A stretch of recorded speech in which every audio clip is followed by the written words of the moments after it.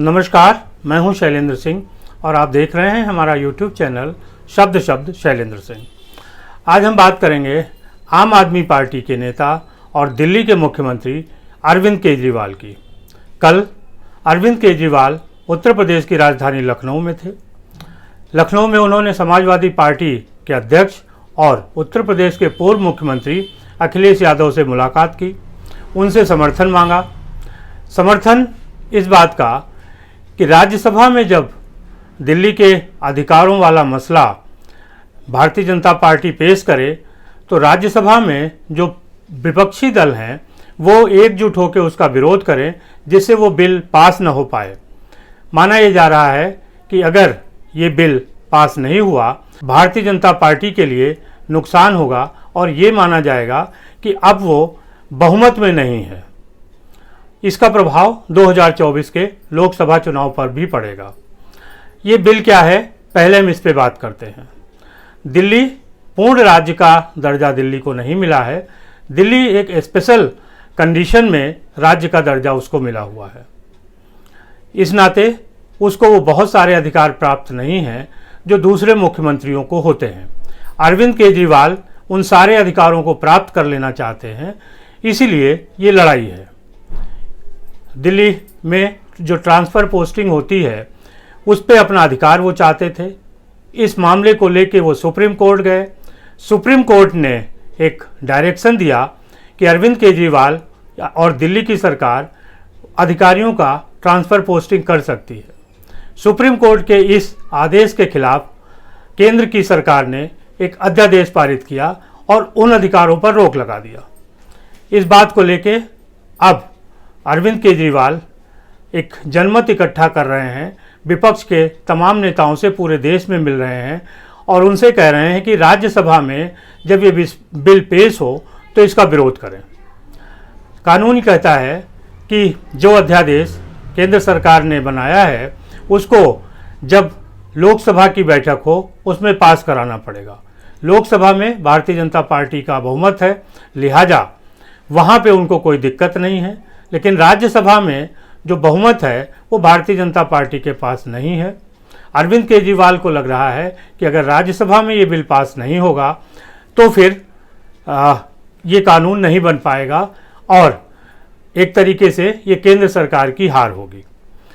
केंद्र सरकार की हार से बड़ी जो चुनौती है वो विभिन्न दलों के सामने ये है कि 2024 में किस तरीके से भारतीय जनता पार्टी का मुकाबला किया जा सके।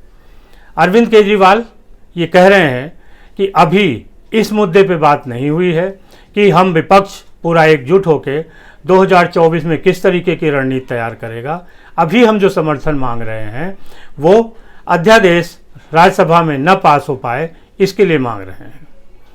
अरविंद केजरीवाल ने अखिलेश यादव के साथ जब बातचीत की तो अखिलेश यादव ने कहा कि वो पूरी तौर से उनका साथ देंगे और भारतीय जनता पार्टी एक तरीके से अपनी ताकत का दुरुपयोग कर रही है।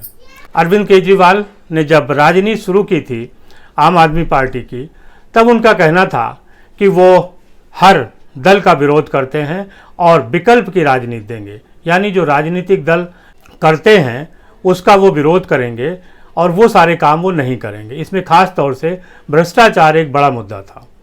जब से आम आदमी पार्टी की सरकार बनी है, उनके 2 बड़े मंत्री जेल में हैं, तब से अरविंद केजरीवाल ने भ्रष्टाचार पे बोलना बंद कर दिया है। दोनों मंत्रियों को अभी जमानत नहीं मिली है। एक मंत्री सत्येंद्र जैन साल भर से जेल में है, अंतरिम बेल पे हैं, और दूसरे मंत्री मनीष सिसोदिया पत्नी की बीमारी के चलते उनको कुछ घंटों की बेल मिली थी और उसके बाद फिर उन्हें जाना पड़ा। एक बड़ी दिलचस्प बात है, जब भी अरविंद केजरीवाल मनीष सिसोदिया की बात करते हैं या आम आदमी पार्टी का कोई नेता अरविंद केजरीवाल और मनीष सिसोदिया की बात करता है तो वो शराब घोटाले की बात नहीं करता है।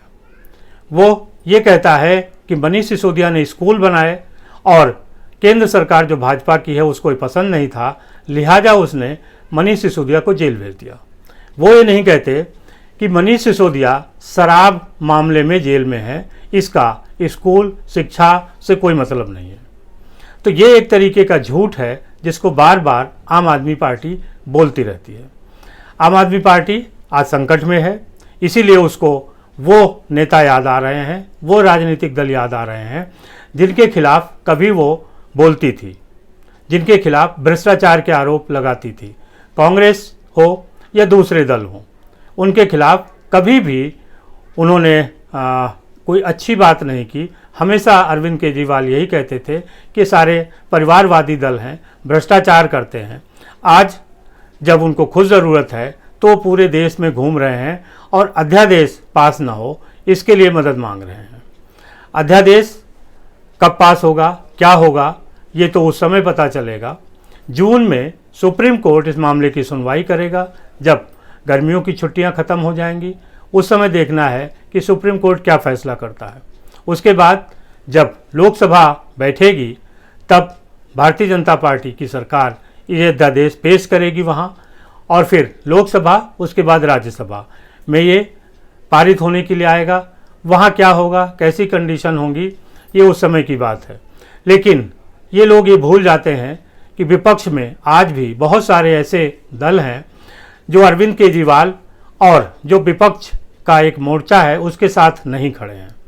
ये दल भारतीय जनता पार्टी की मदद करेंगे और राज्यसभा में भी ये बिल पास हो जाएगा।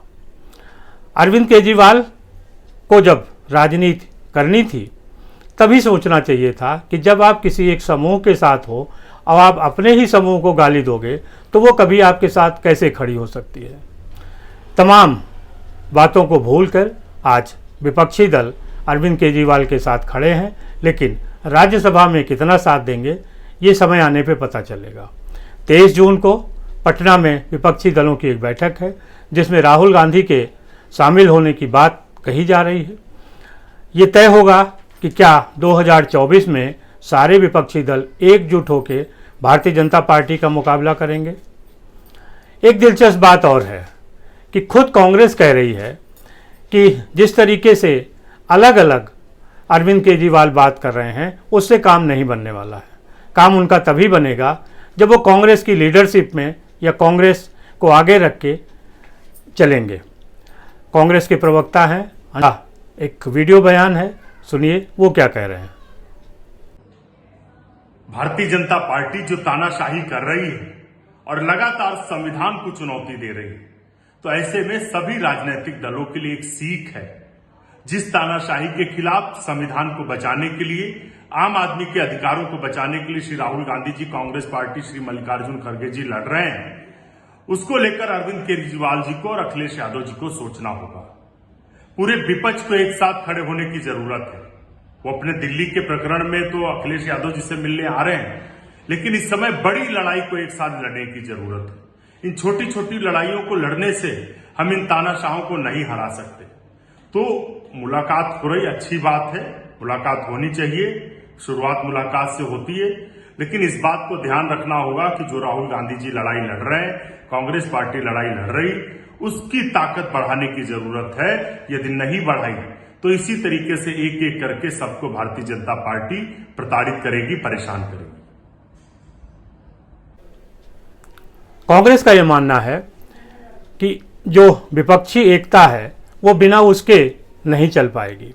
वो सोचती है कि मोदी के खिलाफ जो मोर्चा बने उसका नेतृत्व तो कांग्रेस करे।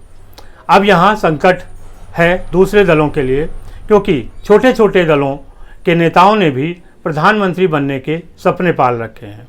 ये सपने कैसे पूरे होंगे और इन सपनों को दरकिनार करते हुए विपक्षी एकता कितनी चलेगी, ये देखना है। जैसे जैसे चुनाव आगे आएगा उस तरीके से तमाम विपक्षी दल एकजुट होंगे। फिलहाल अरविंद केजरीवाल इस अभियान में जुटे हैं, लेकिन एक अभियान नीतीश कुमार का भी है। वो भी बराबर नेताओं से मिल रहे हैं। वो बार बार कह रहे हैं कि हमें प्रधानमंत्री नहीं बनना, लेकिन नीतीश कुमार ये भी नहीं बता रहे कि आखिर उनका जो प्रधानमंत्री का कैंडिडेट है वो कौन होगा। जब तक एक चेहरा सामने नहीं होगा तब तक जनता किसके नाम पे वोट देगी, ये सोचने वाली बात है। और विपक्ष के पास चुनाव के पहले कोई चेहरा आएगा, ये बहुत असंभव बात है, क्योंकि प्रधानमंत्री बनने वालों की रेस में अरविंद केजरीवाल, ममता बनर्जी, शरद पवार, नीतीश कुमार, केसीआर, जैसे बहुत सारे नाम हैं। अचंभे वाली बात यह है कि जिन दलों के पास शायद 15-20 सांसद भी नहीं होंगे, वो प्रधानमंत्री बनने का ख्वाब देख रहे हैं और वो ये चाहते हैं कि लोकसभा में दूसरे नंबर की पार्टी कांग्रेस प्रधानमंत्री के लिए अपने नाम को वापस ले ले, लिहाजा वो आगे बढ़ सकें। अगर कांग्रेस अपने नाम को वापस नहीं लेती है तो ये विपक्षी एकता संभव नहीं है और कांग्रेस किसी विपक्षी दल को प्रधानमंत्री के रूप में आगे बढ़ाए। ये चुनौती है कि किस तरीके से वो इस मसले को लेती है। अगर कांग्रेस किसी और नेता को आगे करती है तो उसके लिए एक अलग संकट खड़ा होगा, क्योंकि मूलधुरी कांग्रेस है जो भारतीय जनता पार्टी को राष्ट्रीय स्तर पर पीछे ला सकती है। बाकी जो छोटे छोटे दल हैं, अगर कांग्रेस के पीछे चलते हैं तभी विपक्षी एकता हो पाएगी, अन्यथा ये संभव नहीं है कि दूसरे नंबर का दल छोटे छोटे दलों के पीछे चले और उनके नेताओं को प्रधानमंत्री बनाने का भरोसा दे। आपको विपक्षी एकता के बारे में क्या लगता है? कोई राय हो ज़रूर बताइएगा। शुक्रिया, धन्यवाद।